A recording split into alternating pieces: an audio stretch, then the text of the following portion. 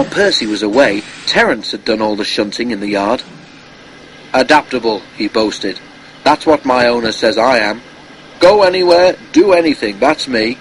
You take my advice and scrap your rails. Broaden your outlook, like me." "Pooh," said Percy. "Me plough a field? I prefer to stay on my rails, thank you." "Steam engines did plough once upon a time," Terence chuckled, "and ran on roads." The engines remembered Trevor and had to admit that Terence was right. Repairs to Mavis took longer than expected, and Toby became used to trundling off to the quarry each morning. Because of Toby's small water tank, his driver and fireman had arranged with the quarry manager that they should bring loaded trucks down to Farquhar at lunchtime instead of later in the day. It saved time too, for Toby would otherwise have needed an extra journey to fill his water tank. This way he delivered the trucks and got water in one visit. Time passed, and the weather became colder, with hard frosts during the night. They didn't worry Toby. His fire kept him nice and warm, and he puffed happily to and fro, arranging the trucks, taking them down to the yard, and bringing back empty ones. One night it was particularly cold. The ground froze solid, and even Toby felt chilly. Brrr!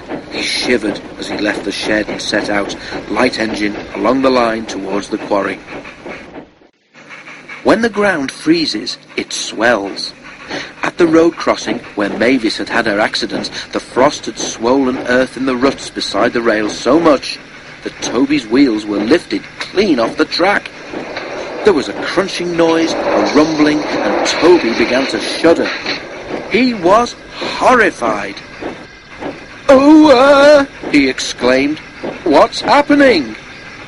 The line here curves away towards the quarry, but Toby, with no rails to guide his wheels round, simply went straight on.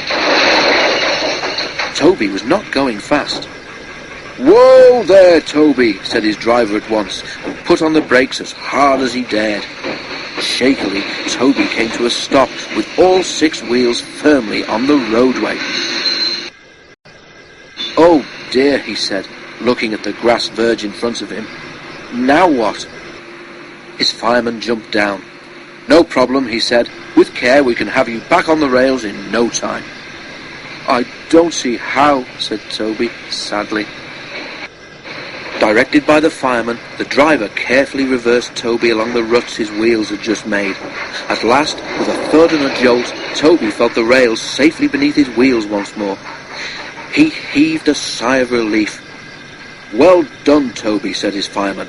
"Now I'll spread a few hot ashes from your fire along there so that it doesn't happen again. Then we can get safely up to the quarry and no one will be any wiser." But they reckoned without the fat controller.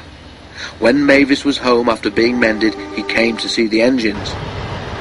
"What's this I hear, Toby?" he asked. "Trying to be a traction engine, were you?" Toby blushed, but the fat controller wasn't cross. Toby told him about Terence. The fat controller laughed. "If I were you," he said, "I should leave the roads to what they were made for. You stay on the rails, you'll find them much more comfortable." Toby the Tram Engine was quick to agree.